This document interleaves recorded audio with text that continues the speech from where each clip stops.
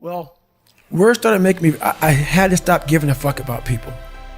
That was the biggest thing. I had to stop caring what people thought about me. I realized that everybody's fucked up. That's the one thing I realized. I walked around and I put these people on a fucking pedestal. Everybody was better than me.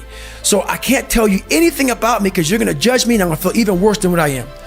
What I realized, once I calmed my mind down and sat back and looked at how jacked up this world is, once you realize that you are not alone, everybody that's talking to you about how jacked up you are, only thing they've done better than you is they've hidden their fucked up world better than you have. That's all they've done. So once I realized that, if you want to sit back, like for instance, there's all these things that are on TV and we have all these news people judging people who fuck up in life. And yeah, they made big mistakes. But that person who is judging you on TV, I guarantee you that news person is saying, I'm glad that my shit didn't come out, but I'm gonna judge the hell out of you. I know that about people.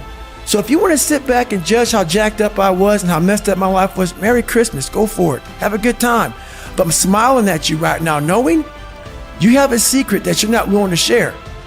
It gives you a lot of power when you're able to go on a podcast this big and say, hey, tell me, I'll tell you anything you want to know, because I no longer care. And that is a lot of power in that, to be able to put your life on a billboard for the whole world to see and say, judge it, man. Judge it. Like just me talking about it makes me feel good.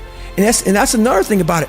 When you are willing to talk about how jacked up you are, the strength, that big rock that you carry, it just starts to come off you.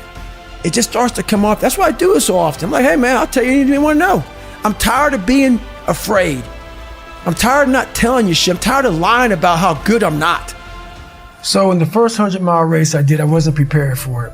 And I won't go deep into the story, but I detail it well in the book. Basically, I ran 101 miles in 19 hours and 6 minutes unprepared.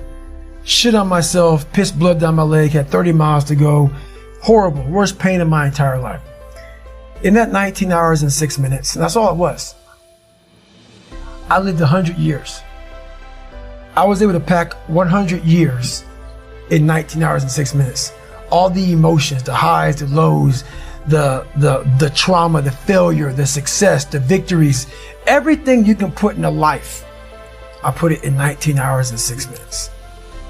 And the beauty that comes out the other side of that, what happens in that time frame when you're at mile 70 and you're all fucked up and your body is destroyed and you have 31 miles to go, and you now have 31 miles to go, you're in the worst shape of your life with 31 miles to go.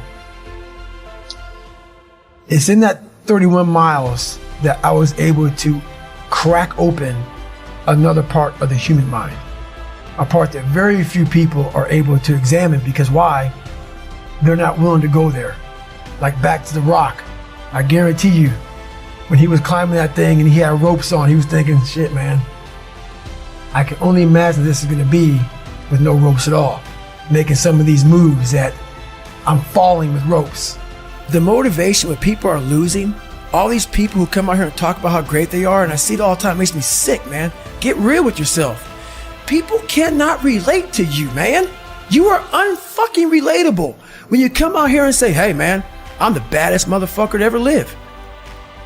Okay, great. Well, what am I gonna learn from you? You learn from people who are willing to tell you, this is where I started from. This is how much I fell on my fucking ass. This is how bad I used to really be. I still have those moments, because why? You're human. We're all jacked up, man. We're all jacked up. And that's what makes my story relatable. I'm willing to let you in to see I'm decently successful now. But I didn't come out like this, man. I didn't come out, that's the story. Is you have to give people just a little bit of hope. There's no hope when they just see greatness in you everywhere.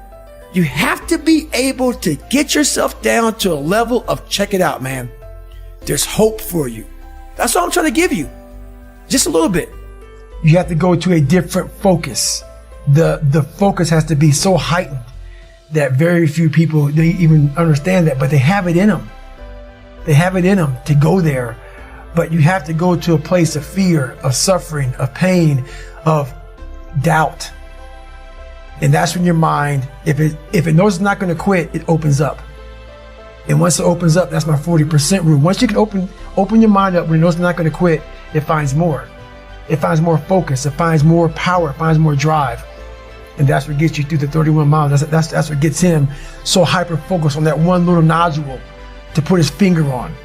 And that's what you find in those moments. But without those moments, you don't know what you're capable of. Because you're living a very structured life without risk. When I got through with that first 100-mile race that I did around that 1 mile track that I didn't prepare for, and I was considerably, it was horrible. And I'll never forget, I found such peace and beauty. When I got there, I was in the worst pain of my fucking life.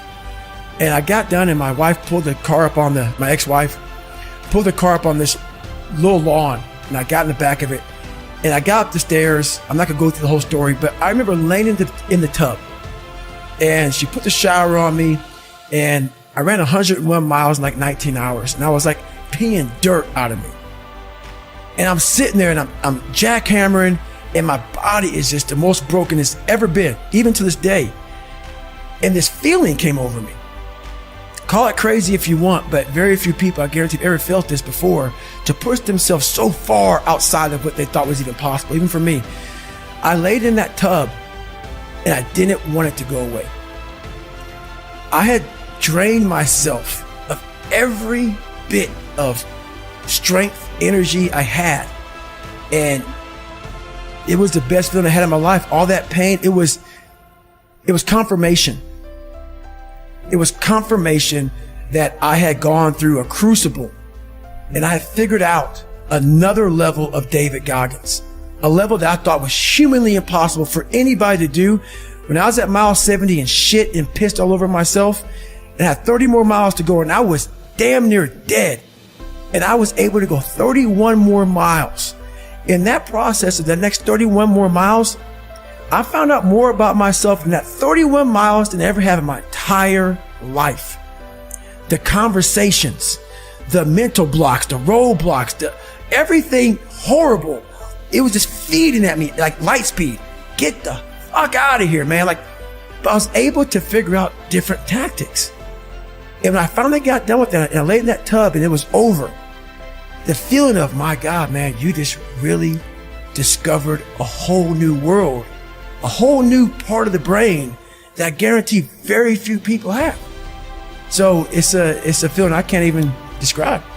If I was born with a silver spoon and everything was given to me and life came easy, but knowing where I came from and where I'm at now, just because I was able to crack open a few more doors, that's what's disappointing for me, for other people.